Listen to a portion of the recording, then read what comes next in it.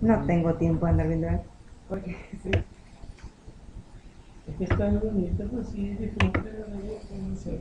Mi hija me dice ahorita, extraño cuando yo tenía 7 años y terminaba pronto la tarea y me dejaba salir afuera a jugar. Como vimos una privada, porque resulta que me comisionaron ahí. la tengo medio abandonada. Entonces, ahora sí ya le gusta ver.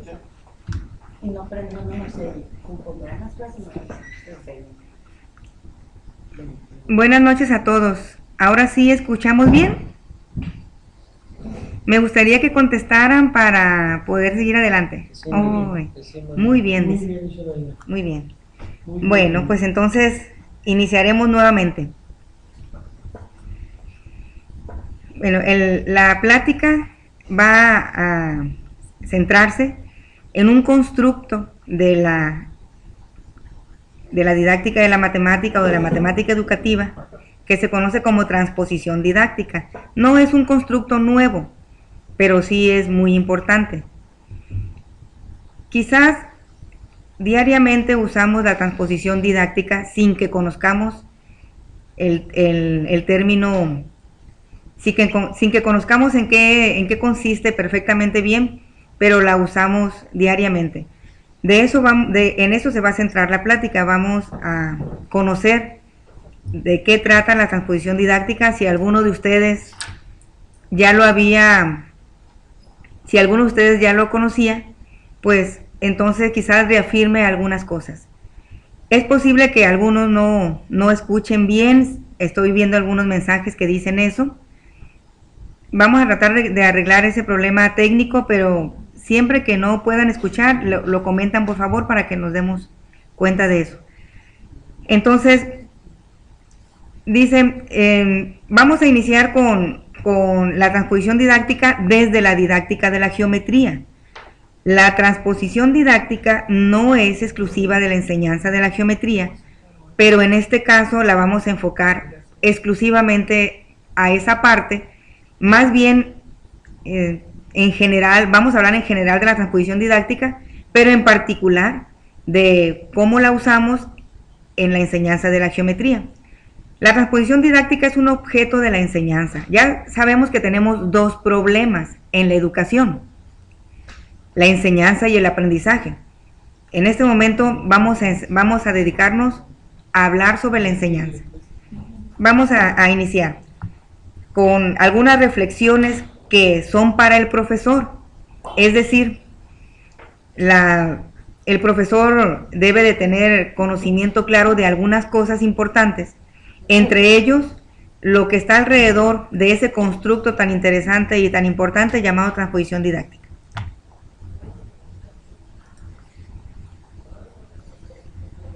Dentro de la didáctica de la matemática existen diferentes tipos de concepciones, es decir, diferentes maneras de definirla. Hay quienes consideran que la didáctica es un conjunto de técnicas y métodos para lograr mejores resultados. Otros investigadores o estudiosos de la educación y de la educación matemática en particular consideran que es una disciplina científica que planifica situaciones y las analiza, de tal manera que arroja resultados estadísticos acerca de una situación general educativa. La tercera manera de definirla quizás sea la que más conozcamos y con la que me siento cómoda yo en particular.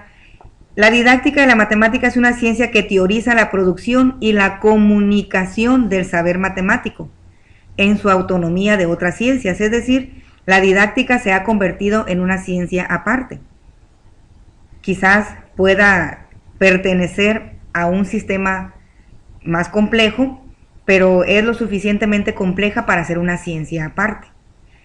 Pero fíjense bien lo que dice esta definición. Dice: la producción y la comunicación del saber matemático. La producción del saber matemático no es quizás lo que nos corresponde como profesores, pero sí la comunicación del mismo. Y de eso trata la transposición didáctica. ¿Cómo hacer para comunicar el saber matemático? ¿Cómo hacerlo? Pues primero tendríamos que entender qué es el saber matemático, cuáles son sus características y tratar de hacerle adecuaciones para que sea posible de ser enseñado. De eso trata la transposición didáctica.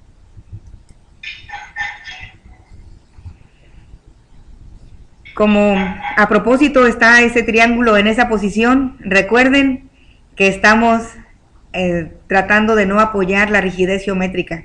No más triángulos con base horizontal. Entonces, de todas maneras, el triángulo dice claramente lo que queremos indicar. Vamos a leer este pequeño pensamiento de Brousseau. Dice: la enseñanza de las matemáticas no tiene el monopolio ni del pensamiento racional ni de la lógica, ni de ninguna verdad intelectual, pero es un lugar privilegiado para su desarrollo precoz. Es decir, entre otras situaciones importantes, la matemática nos ayuda a desarrollar el pensamiento lógico deductivo. A Brousseau y a muchos investigadores les queda eso claro. Por eso consideran muy importante que la enseñanza de la matemática sea lo mejor posible. Es decir, que este triángulo en donde participan el docente, el saber y el alumno esté perfectamente bien integrado. El docente y el alumno establecen una comunicación en el salón de clases, y esa comunicación tiene como propósito que el saber matemático sea transmitido de uno a otro y viceversa. Ahora estamos con la iteración entre ambos, pero ese saber matemático no es tan sencillo de pasar del docente al alumno. Le repito, de eso trata la transposición didáctica y a eso estamos orientados. La comunicación en matemáticas, vamos a leerla brevemente. No es una comunicación sencilla.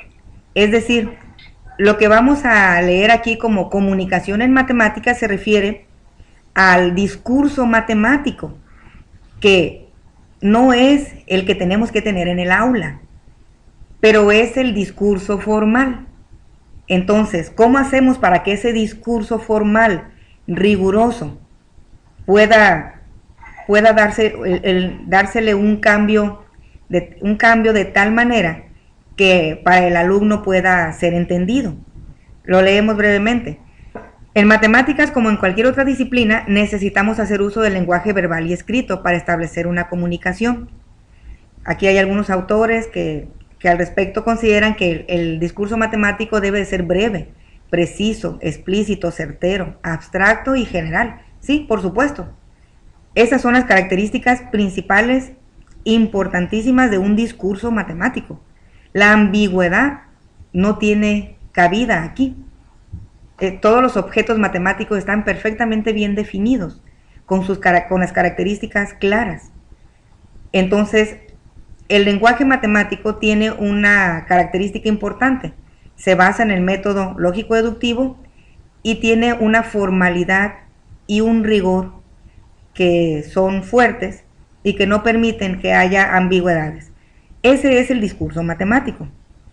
Pero a nosotros nos interesa el discurso matemático escolar, que ese es el que tenemos que estructurar como profesores, sin olvidarnos de que lo que estemos transmitiendo al alumno no puede perder la característica de ser abstracto y general y certero. Entonces, ¿cómo le hacemos? Esa es una de las cuestiones importantes. La matemática y la matemática escolar tienen objetos y recursos discursivos distintos, porque esta última, la matemática escolar, debe observar un punto de vista didáctico, lo cual implica que la definición de un objeto puede ser no conocida, ni está en posición de asignársele algún sentido, nada más con comentarla o con introducirla al alumno. Es decir, por más bien escrito o platicado que esté un concepto matemático, es posible que para el alumno no tenga sentido, porque el discurso del profesor tiene que ser diferente, sin que se pierda la esencia del objeto matemático, porque ese es el verdadero problema. Para eso tenemos algunos ejemplos. Ya habíamos comentado el problema del punto. El punto, por ejemplo, un objeto tan abstracto que tratar de entenderlo es verdaderamente complejo. El punto no tiene dimensión. Y decimos, bueno, pero un conjunto de puntos nos genera un segmento de recta. Si no tiene dimensión, ¿cómo es que varios puntos sin dimensión generan una dimensión? Bueno, no necesitamos que tenga sentido para...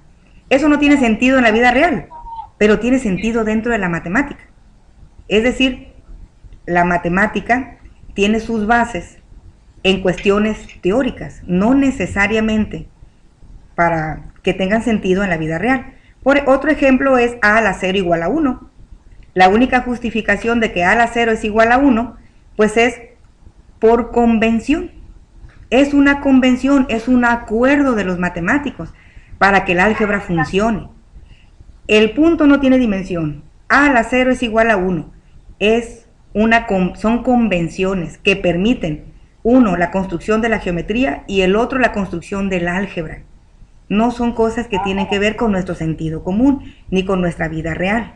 Y eso es importante entenderlo, porque finalmente todos los objetos matemáticos que estamos enseñando en la escuela tienen esa base teórica y abstracta. Entonces es importante conocerlo, por lo menos en las situaciones elementales. Les voy a comentar brevemente una experiencia con esta pregunta.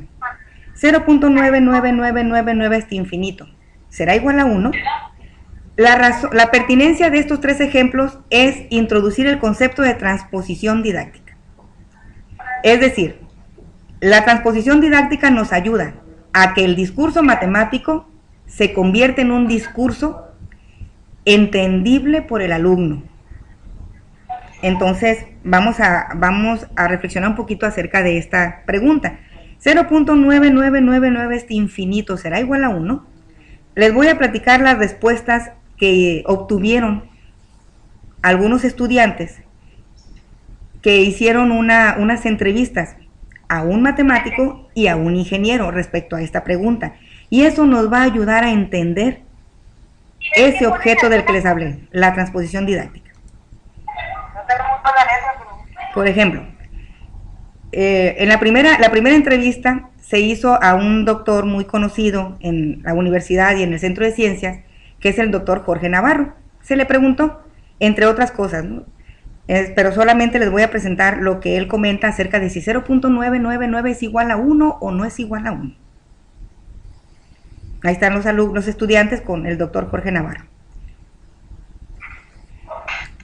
La pregunta, 0.999 hasta infinito, ¿es igual a 1? Eso se le preguntó al profesor. Después, el doctor Navarro, después de hora y media de cálculos, reflexiones y de llenar pizarrones, su respuesta fue: en algunos momentos de mi vida creo que sí son iguales. En otros creo que no. Ahorita estoy en un momento de mi vida en el que creo que no son iguales. Él es licenciado en matemáticas de la Facultad de Física y Matemáticas de la UAS.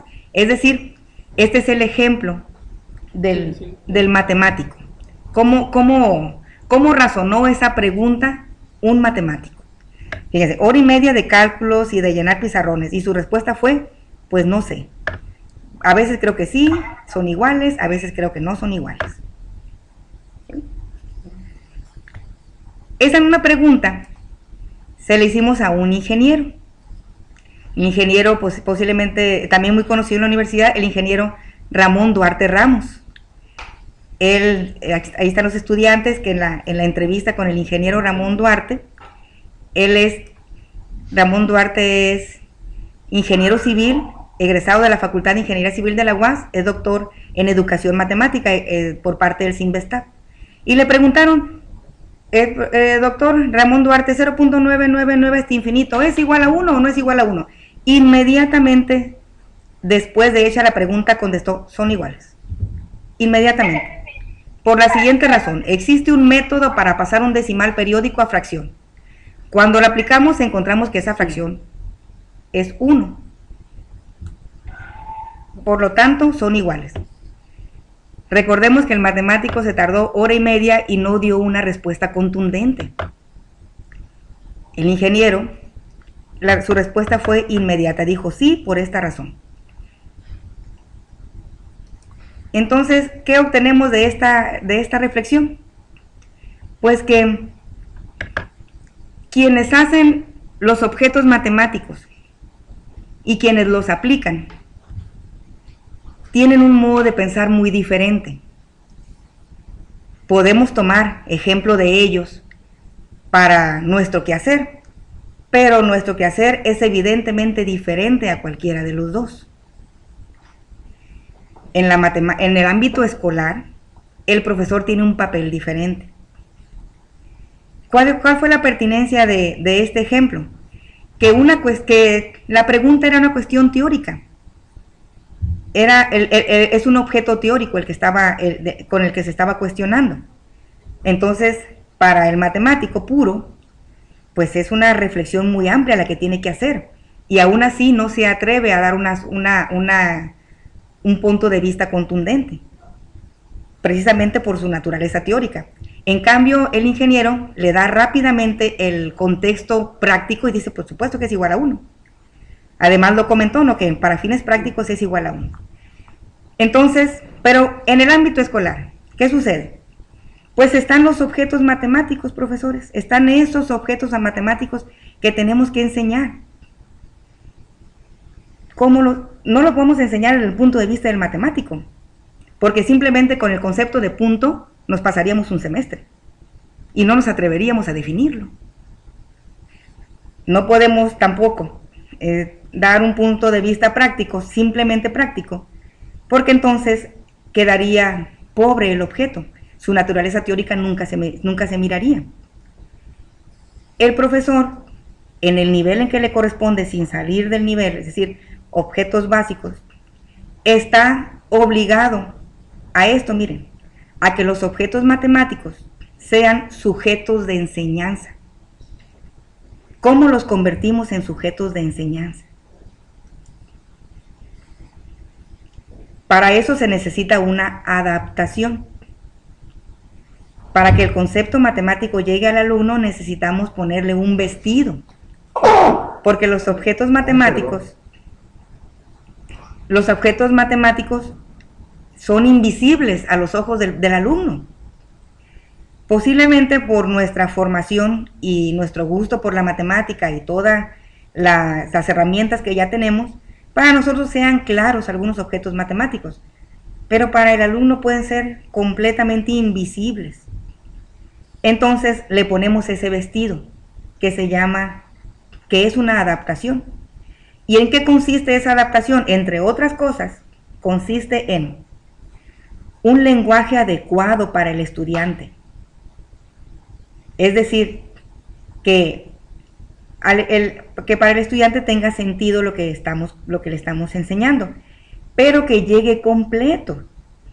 Es decir, el matemático los matemáticos producen los objetos matemáticos, lo entregan, esos objetos matemáticos son ya propiedad de la humanidad, el profesor los toma y los lleva al estudiante, pero en esa adaptación hay cosas que se pierden. Entonces tenemos que hacer la adaptación, un lenguaje adecuado para el alumno, pero que el concepto llegue completo, sin perder ni ganar características, y además que tenga sentido para el alumno. De manera global, lograr el aprendizaje significativo. Eso es nuestro papel principal como docentes, pero fíjense bien, voy a resaltar esta parte, que llegue completo.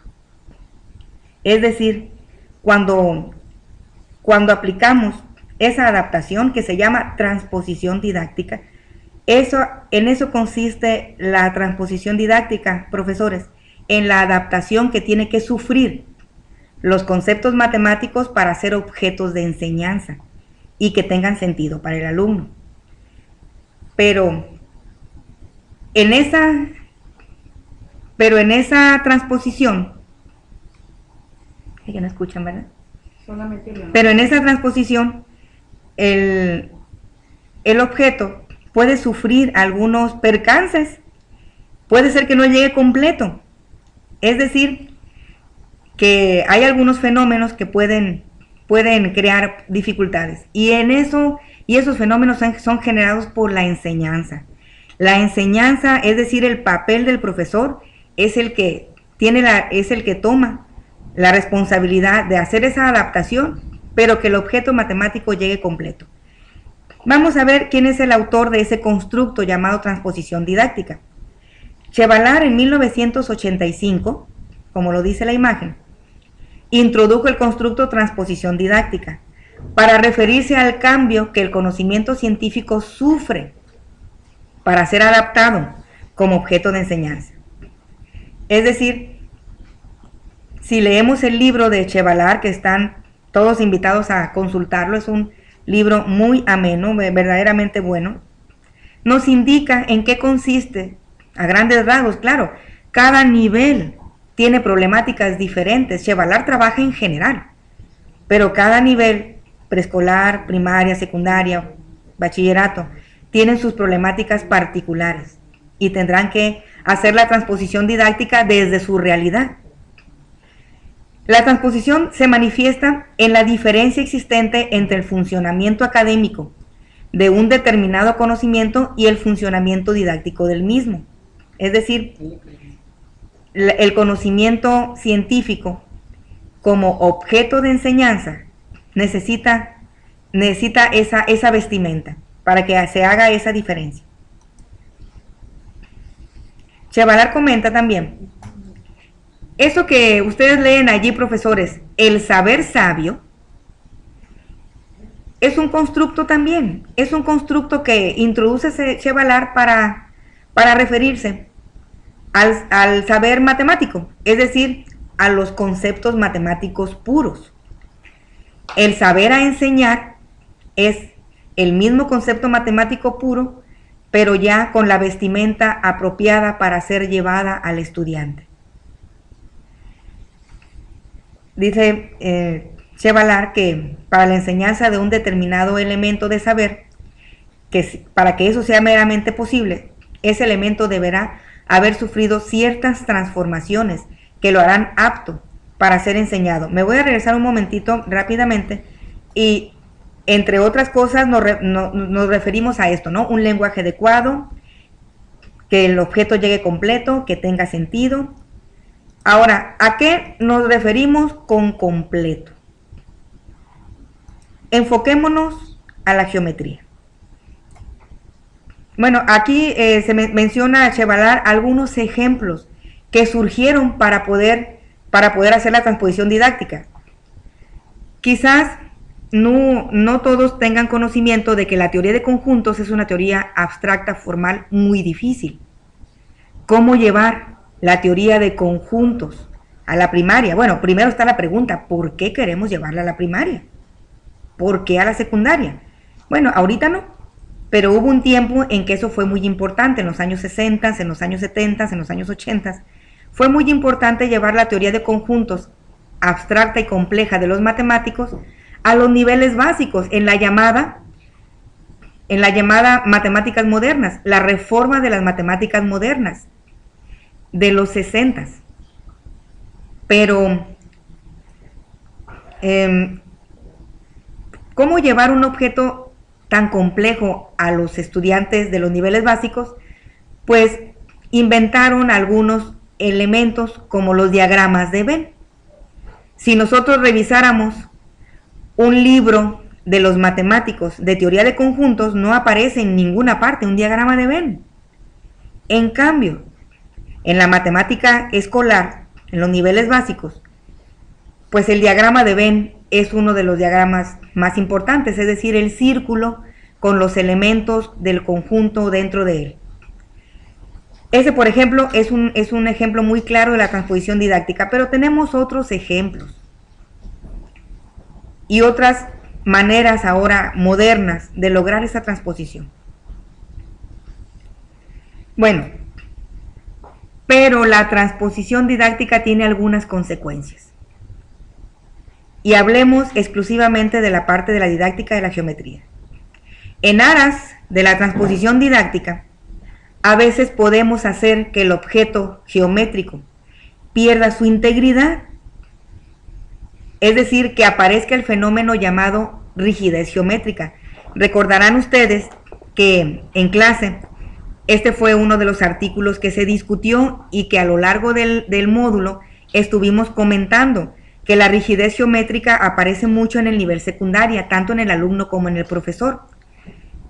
La transposición didáctica nos dice, los objetos geométricos tienen que perder esa característica rigurosa. Bueno, no dejar de ser abstractos y formales, no, sino el lenguaje riguroso y pasarlos a un lenguaje que sea factible para el alumno. Entonces, el profesor busca los mejores ejemplos para enseñar la geometría. Y en esos mejores ejemplos desde su punto de vista están los más sencillos, que considera que cualquier demostración informal, que ya ven que en secundaria las demostraciones son informales. Así debe de ser, es el nivel, es correcto en ese nivel. Cualquier demostración informal o cualquier problema, pues podría ser más sencillo si lo ejemplificamos con las figuras geométricas clásicas. Entonces, ¿qué sucede? Que por lo general, miren, tenemos polígonos con base horizontal. Si al alumno le presentamos un triángulo que no tiene base horizontal, lo metemos en un problema. Considera que está chueco, considera que no lo puede trabajar, considera que es extraño. Las diagonales tienen que ser oblicuas, es decir, una diagonal como esta horizontal. Al alumno le es complicado entender que una diagonal puede ser horizontal o que una diagonal puede ser vertical.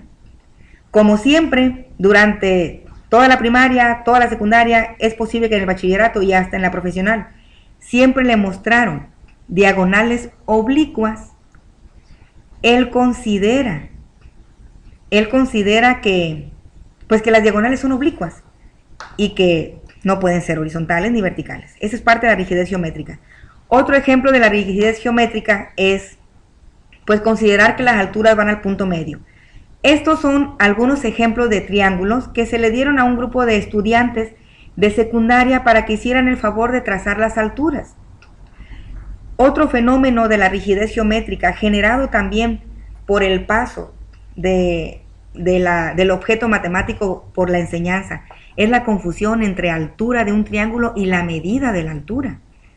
Es decir, la altura de un triángulo es un objeto geométrico que tiene una orientación espacial, es un segmento que tiene orientación espacial.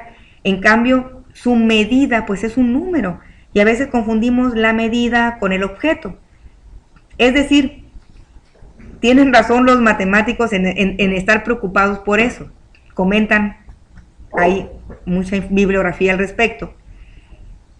En el paso por la enseñanza se pierden algunas características de los objetos matemáticos o se ganan algunas que no son correctas. Estos, miren, profesores, son las respuestas de los estudiantes. Algunas diapositivas, algunas imágenes no se ve bien, pero les voy a resaltar lo que quisiera que reflexionáramos. Miren, este triangulito, se ve claramente una orientación horizontal vertical. Es decir, por lo general le manejamos la altura de un triángulo con el caso típico del triángulo rectángulo o con el triángulo isósceles. Entonces el alumno, altura horizontal vertical, y eso es cuando nos va bien, cuando el alumno relaciona la palabra altura con perpendicular, pero por lo general no es así. Por lo general tenemos este caso, miren, son muchos estudiantes los que nos hicieron el favor de contestar esta encuesta, pero le estoy presentando algunos nada más. Miren, este ejemplo, véanlo, es el caso típico. Para empezar, el triángulo ya no tiene una base horizontal y eso para el alumno es verdaderamente complicado, porque ha visto 2500 ejemplos de triángulos y todos han tenido la base horizontal. El profesor a veces los profesores no nos molestamos en dibujar un triángulo que no tenga base horizontal. Bueno, pero vean la orientación, hacia dónde marcó la altura, hacia el punto medio. El 83% de los estudiantes que contestaron esta encuesta hicieron eso, marcaron la altura al punto medio, siendo que la altura, a ver, leamos la altura, profesores, aquí está, es una definición clásica, tomada de un libro de texto sencillo, de nivel básico. Altura de un triángulo: el segmento de recta perpendicular que va de un vértice al lado opuesto. En ningún momento se menciona el punto medio. Pero como el profesor ha trabajado casi todos los años con triángulos isósceles, pues en el triángulo isósceles la altura sí va a dar el punto medio. Es posible que el alumno no esté en condiciones de reconocer ningún otro triángulo fuera del isósceles, porque es el que siempre se les dibuja, aunque el problema no tenga que ver con triángulos isósceles, aunque el problema sea ABC, un triángulo cualquiera, encontremos por ejemplo el área, pero el que dibujamos es isósceles, o sea, tiene forma de isósceles. Entonces, pues esto que estoy marcando aquí es el ejemplo problema, es el problema clásico, y estoy con los triángulos. Si atendiéramos cuadriláteros, tendríamos problemas mayores. Si atendiéramos, por ejemplo, polígonos, el pentágono, pues tendríamos problemas posiblemente con las diagonales, porque algunas veces las diagonales quedan horizontales. Y para el alumno, una diagonal horizontal no es diagonal. No está acostumbrado. Entonces, ¿qué podemos hacer?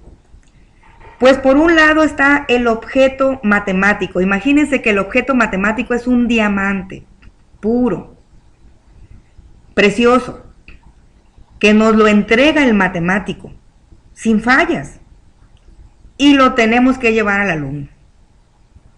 Pues por ser un diamante no le debería pasar nada, ¿verdad? Es lo suficientemente duro como para que aguante. Pero pues en la enseñanza le suceden muchas cosas. Por ejemplo, voy a hacer un resumen rápidamente.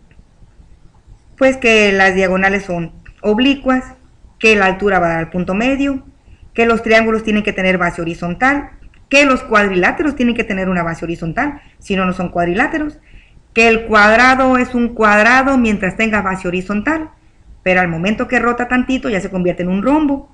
Muchísimas cosas que van perdiendo el objeto que nos entregaron puro. Pero esa vestimenta se la tenemos que poner. De otro modo al alumno no le llegaría simplemente nada. Es decir, si tal cual lo tomamos de la matemática y así se lo llevamos al alumno, pues entonces no queda nada. ¿Qué hacer? Pues están las recomendaciones de Chevalar, hay que leer su libro, muy bueno.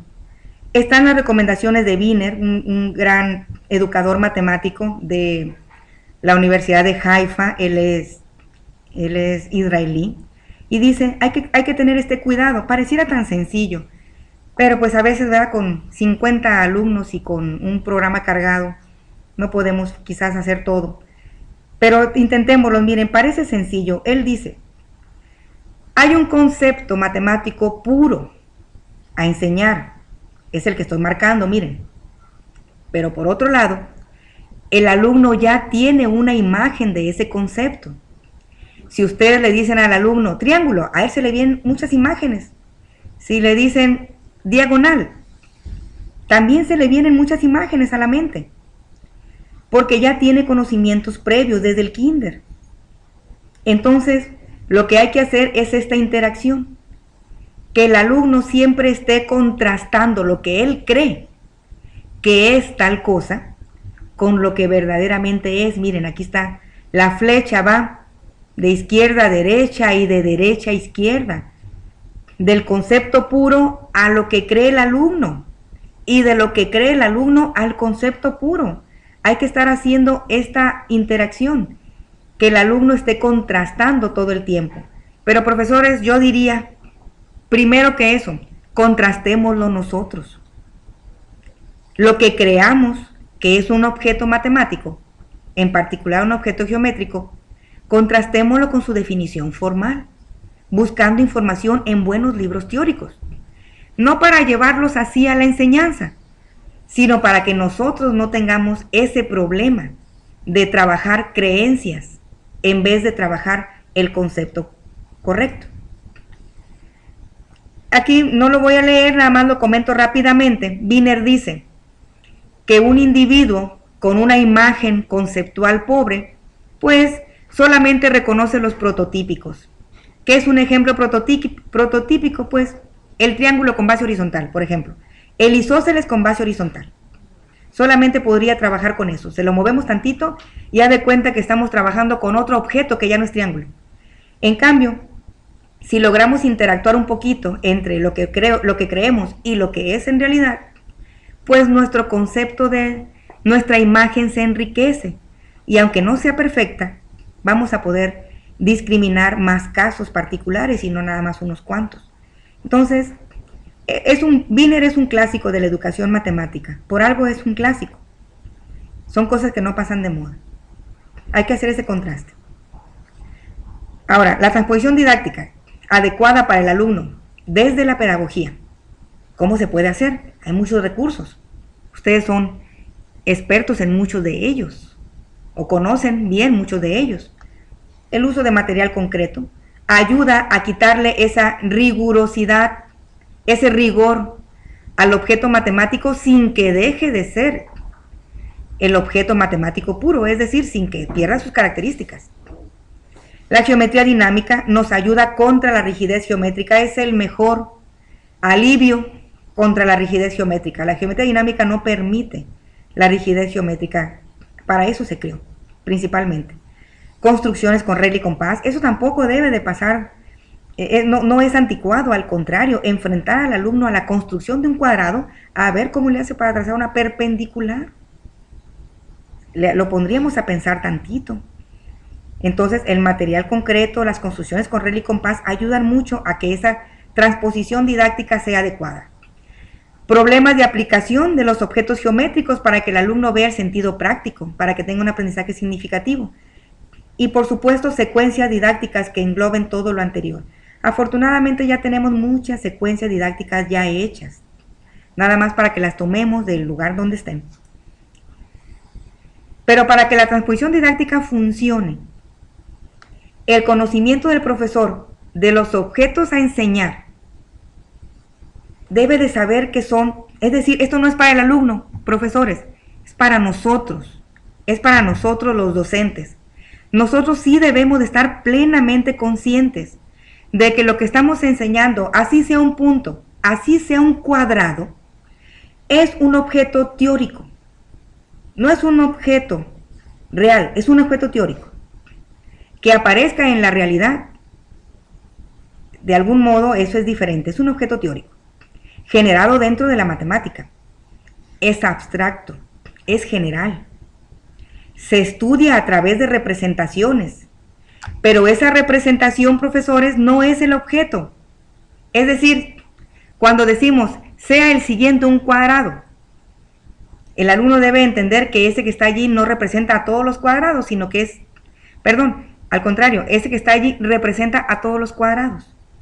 Y por lo tanto, las características que asumamos o que tenemos de ese objeto dibujado en el pizarrón, esa característica la tienen todos los cuadrados. ¿Pero por qué trabajamos con ese? Pues porque necesitamos una representación. Pero cuando esa representación es la misma, como en el caso del triángulo isósceles con base horizontal, pues se pierde la naturaleza teórica, se pierde la abstracción y se pierde la generalidad. Y estamos trabajando con creencias y con rigidez geométrica. Entonces, profesores, nosotros sí es importante que sepamos que los objetos matemáticos, por más sencillos que sean, tienen todas estas características. Y eso ya los hace que tengamos cuidado con ellos, que les tengamos respeto, es decir, consultarlos lo mejor posible antes de ir al aula, no importa que vayamos a enseñar cuadrados. Una Como último ya, esta es la última diapositiva. Un mensaje de Mafalda. Dice, como siempre, lo urgente no deja tiempo para lo importante. En el módulo marcamos claramente las prioridades. Las 5 sesiones que tuvimos la profesora Claudia y yo con ustedes tenían una prioridad, el examen enlace. Dentro del examen enlace, pues el estilo, la redacción, el grado de dificultad y familiarizarse con el lenguaje. ¿Por qué nos enfocamos a esto? Porque es prioritario, profesores. No podemos atender todas las situaciones al mismo tiempo. Durante esos 5 días estuvimos trabajando el estilo del examen enlace, su redacción, su grado de dificultad, que ustedes se familiarizaran hasta con los errores del examen enlace. Bueno, entonces quisimos que en esta plática extra poder reflexionar en algo más allá de eso, que también es importante. No urgente, quizás, o quién sabe si también sea urgente. Por lo menos y muy importante sí es. Y aquí está abajo. Reflexionar sobre que es precisamente la naturaleza teórica y abstracta de los objetos que tenemos que enseñar lo que genera un buen porcentaje de los problemas en el alumno, también es importante. Pues, muchas gracias y espero sus preguntas a través del chat. Es posible que ya hayan hecho algunas. Ahorita empezamos con la respuesta a algunas preguntas, si quieren hacerla en este momento, o si ya ahorita me las pasarán. Gracias a todos.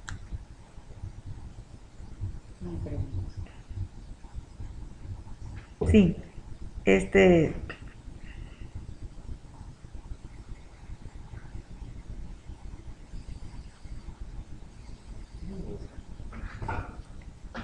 el punto, yo creo. Sí.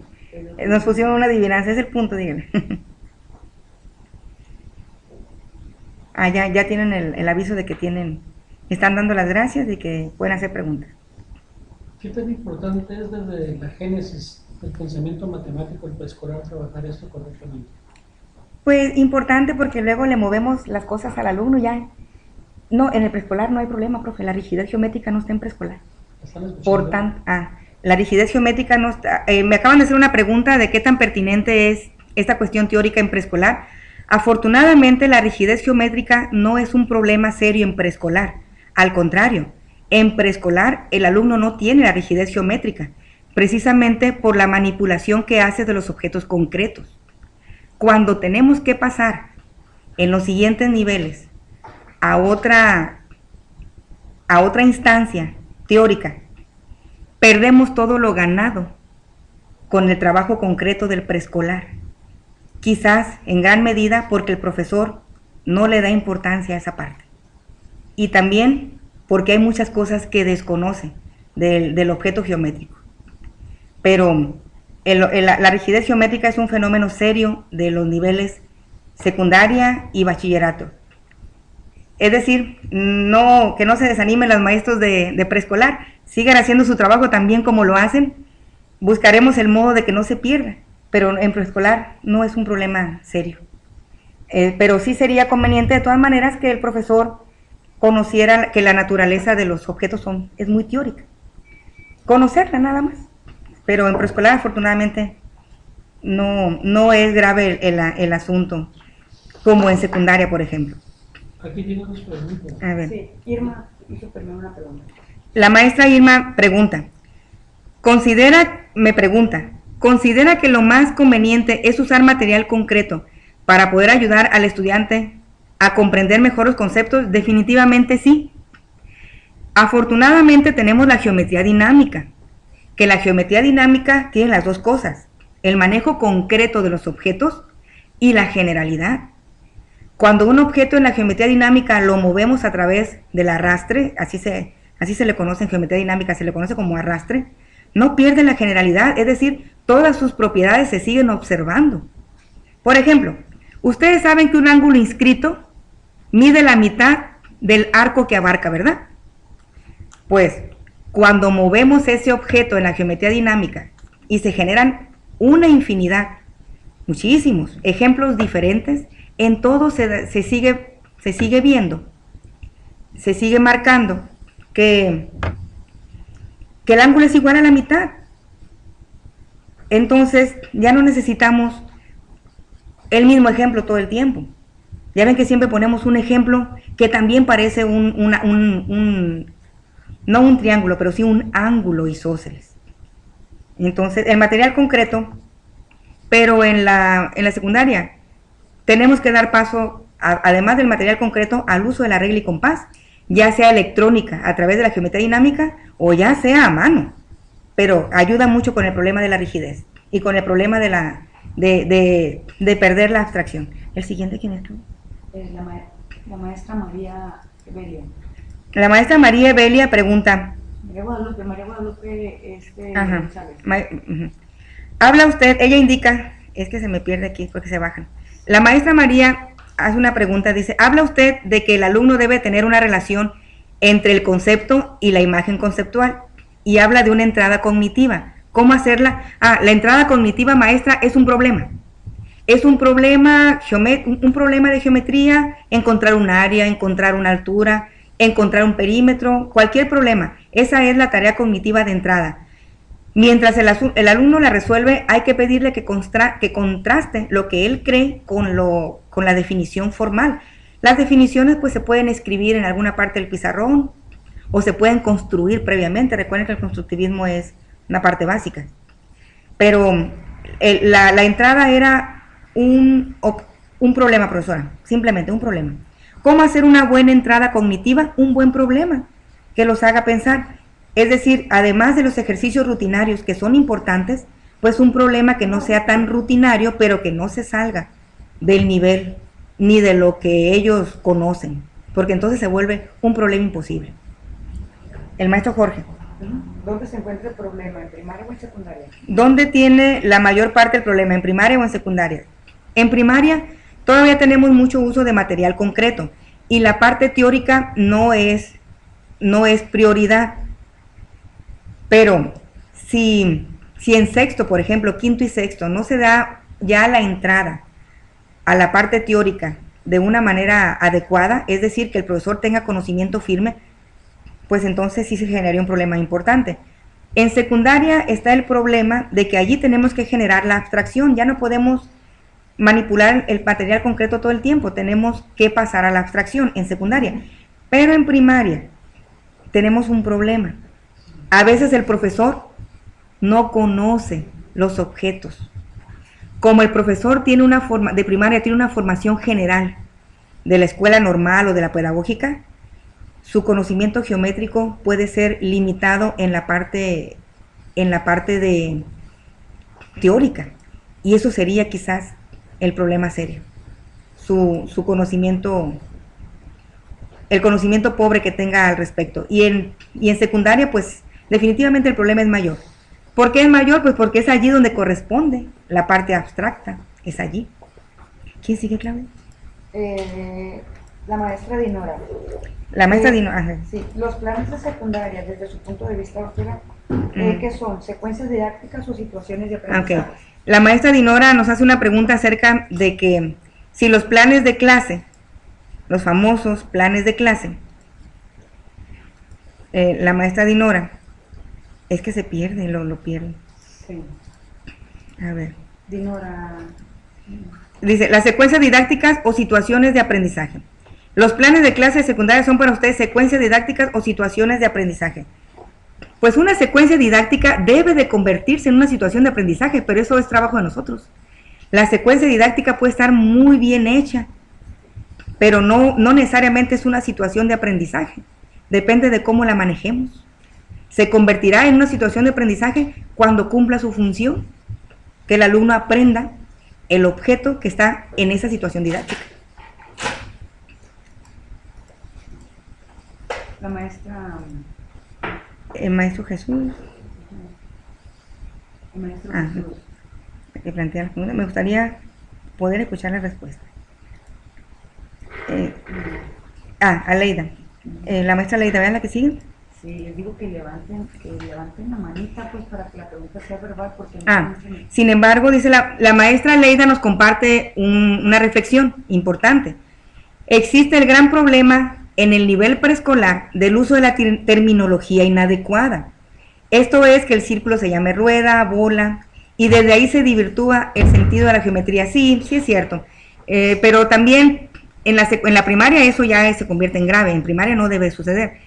En preescolar, pues llamar rueda, llamar raya en vez de segmento, quizás sea todavía conveniente y se debe de quitar por completo en la primaria. Pero en la primaria nos seguimos encontrando con esa situación inadecuada, pero recordemos que el profesor de primaria, su trabajo en matemáticas es pobre, sencillo, porque tiene que atender muchas áreas y todas son difíciles, todas tienen su grado de dificultad alto. Entonces, en la primaria el problema está desde cómo está planteada, desde allí. ¿Y quién sale perjudicado mayormente? Pues matemáticas, porque el profesor de alguna manera en su vida cotidiana maneja muchas cosas de la biología, de las ciencias naturales, del español, pero de la matemática no la encontramos fácilmente en la realidad. Entonces, sí es la que sale perdiendo en la primaria. La maestra Irma, la maestra Irma nos tiene un comentario. Eleonora, ¿el docente debe profundizar en los conceptos antes que ampliar el repertorio de ellos? Sí, sí, por supuesto, porque ampliar el repertorio, por ejemplo, qué bueno sería que los profesores de secundaria supiéramos conceptos de la prepa, qué bueno, estaría muy bien. Pero lo más importante y nuestro compromiso principal está en la secundaria. Entonces, conozcamos lo más profundamente que se pueda los objetos de la secundaria. Con esos tenemos. Ninguno es sencillo. Los trivializamos a veces. Podemos decir, ¿qué tengo que enseñar mañana? Cuadrados. Pues ni modo que yo no sepa lo que es un cuadrado, ya a mi edad. Y sin prepararme, voy a ver cuadrados que porque son básicos. No. La reflexión es, no hay nada básico aquí. Podemos caer en creencias si no le damos la importancia de vida. Yo creo, maestra, que mejor profundizar en nuestro nivel. Y una vez que nos sintamos más fuertes, pues ampliar nuestro conocimiento al de otros niveles. O bajarnos a preescolar, a ver qué están haciendo allí. Primaria, ¿qué están haciendo allí? ¿Sí, la maestra pregunta, ¿considera importante proporcionarle el concepto al alumno? La maestra Rosario. Maestra Rosario, qué bueno que hace esa pregunta. A ver, rápidamente, historia. Reforma de los años 70, la matemática moderna. Peso excesivo a las definiciones y al rigor matemático en el álgebra. La geometría desaparece. Malo, que le dieron un peso excesivo al rigor. Bueno, que por lo menos triángulo, punto y guión, pero el alumno tenía un acercamiento al concepto correcto, al menos leído. Reforma del 93. Afortunadamente se quitó ese terrible modo de trabajar de la matemática moderna, porque el rigor matemático es parte de la belleza de la matemática, pero no puede estar en todas partes, así como lo planteaban en los años 70, no de ese modo. Bueno, muy bueno de la reforma del 93, el constructivismo, una importancia al constructivismo. Se satanizó el conductismo. Eso es una de las cosas malas. Es decir, el conductismo es parte importante de nuestro quehacer como docentes, bien dosificado. A veces no. Bien entendido. Si el conductismo es crear un cambio de conducta en el alumno, mal entendido con la enseñanza clásica, la de yo hablo y tú escuchas. No, el conductismo es crear un cambio de conducta. Entonces el conductismo pues se sataniza y se quitan muchas cosas, entre ellas el manejar definiciones así directas. Todo se hace a través de la resolución de problemas en ese tiempo. Bueno, la nueva reforma dice, bueno, es que la resolución de problemas no funcionó porque no sabemos resolver problemas todos. Podemos ser constructivistas, pero no en un 100%. Habrá un 10% de conducción, sobre todo cuando lo que queremos construir es complicado. Nueva reforma, las competencias. ¿Y qué dicen las competencias? ¿Enseñamos o no enseñamos conceptos? Sí, hay que enseñarlos. Hay que enseñarlos.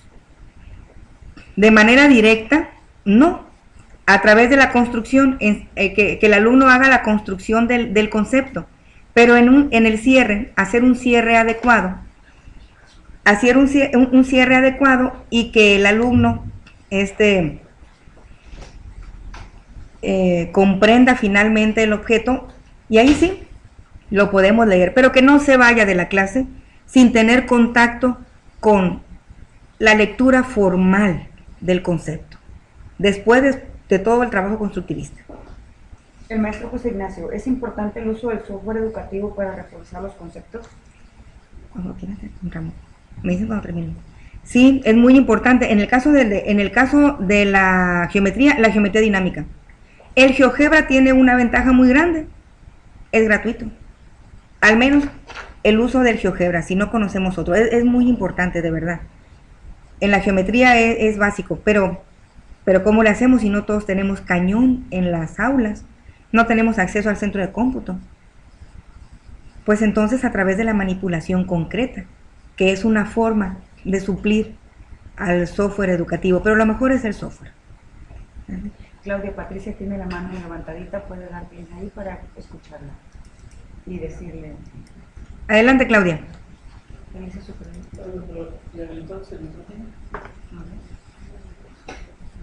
Escucha, doctora. ¿Dónde está? Adelante, Claudia. No sé si le habilité el... ¿Me escucha? Sí, yo sí le escucho. Adelante. Usted menciona el uso del material concreto. Sí, le decía que usted menciona el uso del material concreto en secundaria, pero es donde se desarrolla más la parte abstracta. Entonces, más o menos podríamos hablar de un porcentaje de uso del material concreto con respecto a la parte abstracta, o estamos hablando de una equivalencia del uso de las dos partes, tanto material concreto como la abstracción. Yo creo que la abstracción debería tener un 60%, un poquito más, y el material concreto un 40%, porque no estaría tan desfasado el uso de uno con respecto al otro y se complementarían de mejor forma.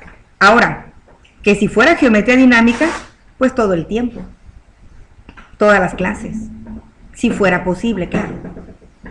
100%. 60 y 40. Hablando exclusivamente de la geometría, por supuesto. Sí, estamos con la parte de la geometría, porque me pidieron que la plática la enfocara como parte final del módulo 3, entonces lo que pasa es que la reflexión en general es complicada, pero el uso de software educativo en cualquier área, geometría, álgebra, aritmética, y en la geometría, pues la geometría dinámica. Pero igual me queda muy claro lo que usted está diciendo de un 40-60 en cuanto a material concreto y cuestión abstracta. Muy bien, maestra. Me queda muy claro eso. Muy bien. Gracias. Gracias a usted. Le damos la palabra a Eleonora. La maestra Eleonora, permítame, Eleonora.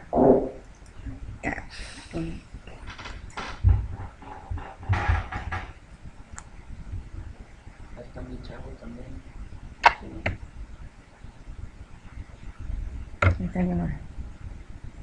Adelante, maestra Eleonora. Un cierre adecuado para dar al alumno los conocimientos.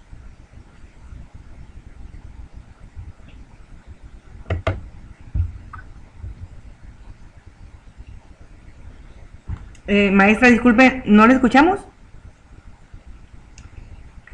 Sí está habilitado, Eleonora. Es que ella lo cerró. Muy bien, entonces hay que darle la palabra a... No sé por qué. A ver, maestra Eleonora, repita por favor. Maestra Eleonora, ¿podría repetir? Sí, ahora sí, ahora sí. escucha? Sí. Sí la escuchamos. ¿No se escucha? Sí, sí se escucha, maestra. ¿Sí? Sí. Ok. Estás comentando sobre el cierre de las sesiones, ustedes, muy Ujú. importante, pero muchos maestros hacen uso del material concreto, dejan todo en el aire y no logra el muchacho construir.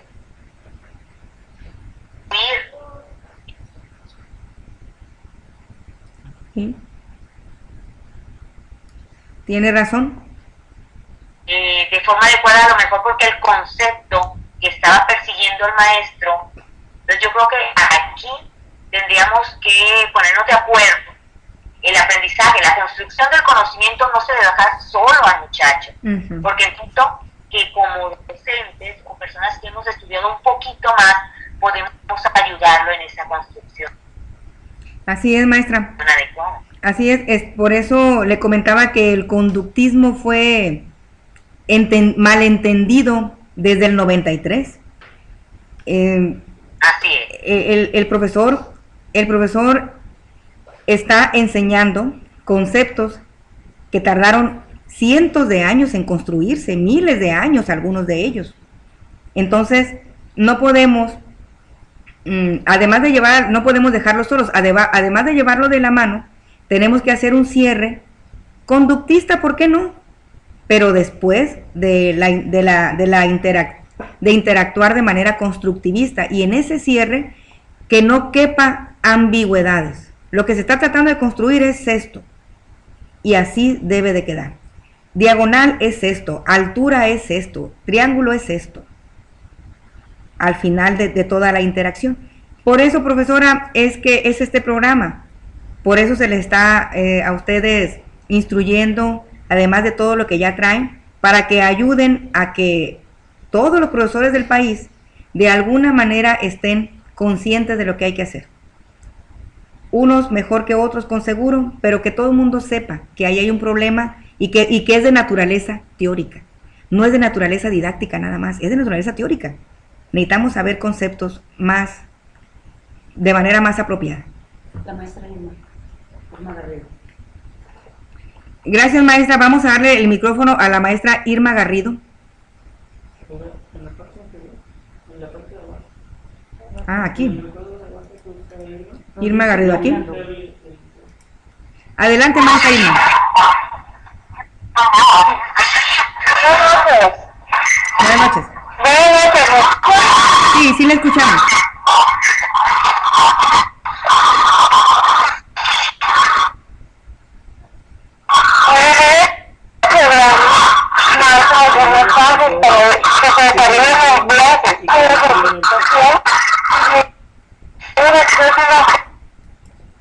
Claudia, dile por favor que no se escuche. Pero tú, Entonces puede decir, Maestra, haga la pregunta por el chat porque no se escucha su comentario, por favor.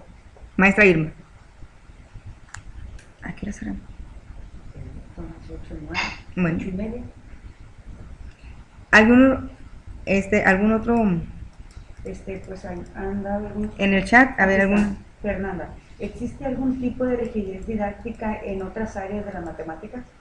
La maestra Fernanda pregunta si existe otro tipo de.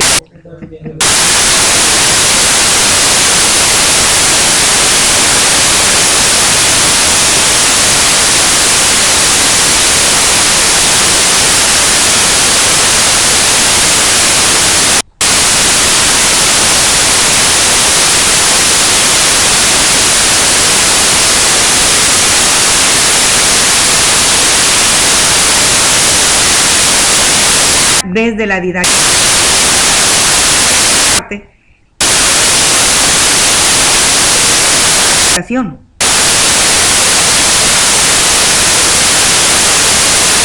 De esta es sí, punto de técnicas.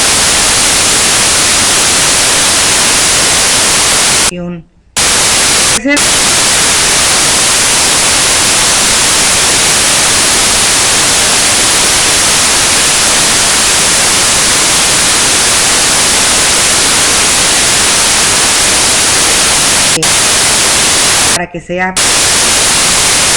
Recuerden,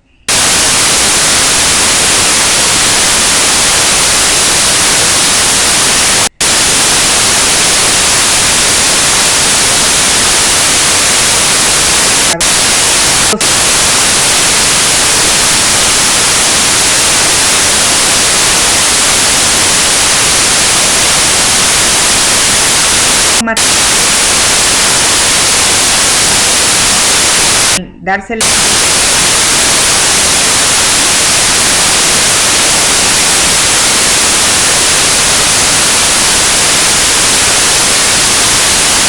y tiene una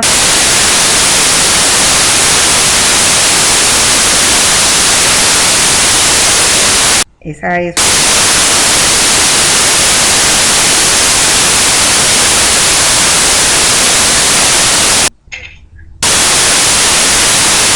sin matemáticas.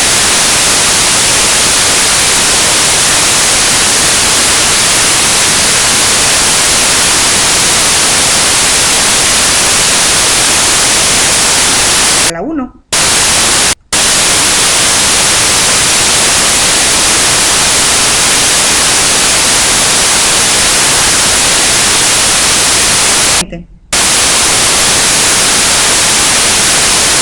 La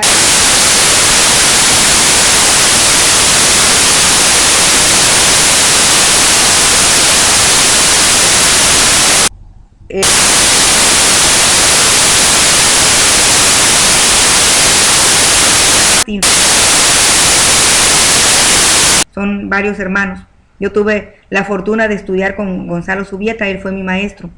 Y son una familia de geómetras aquí en México muy buenos.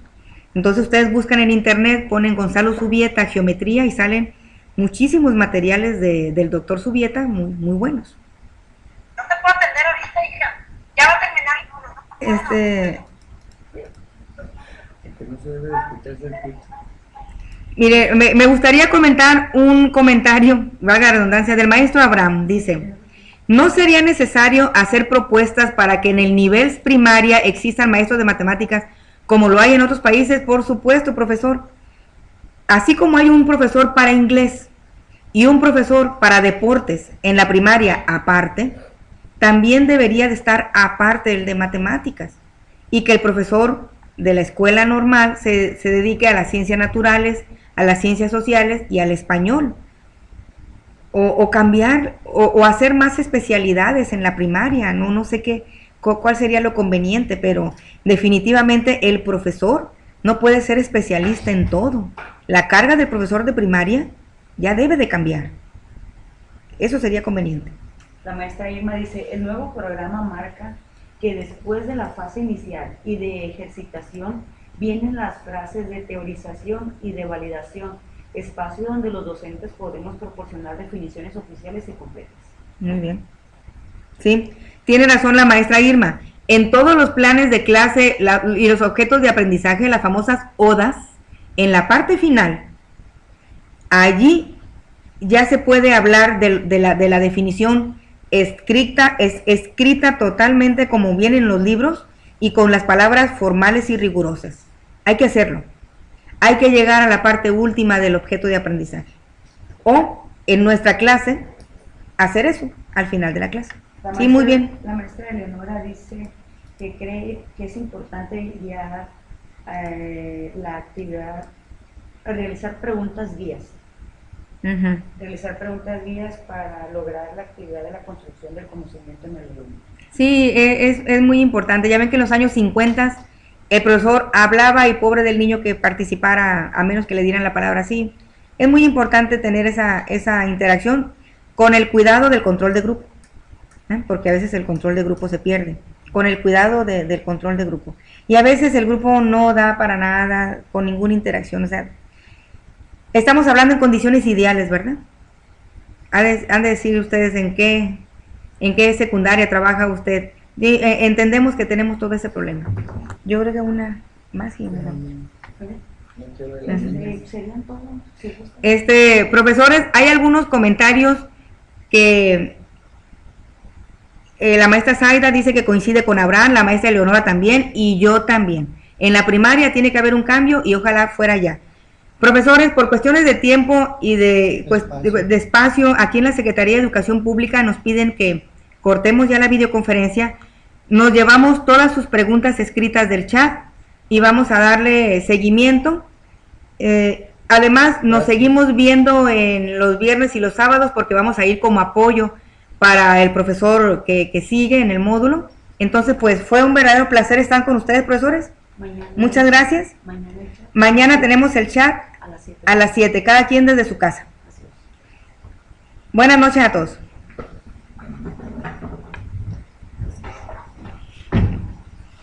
Voy a mover la silla como López Dóriga. Hay que ir a ver a los pegostes. El profesor se fue porque tiene las niñas solas. Claudia, ¿cómo llamo para que ya no? Bueno, yo No sé dónde está. ¿Esa es su computadora? No, sí. No cierra. Sí, es que no vaya a ser que... No, pero ya se salió, ya están por el cambio. No puedo salir para el cambio.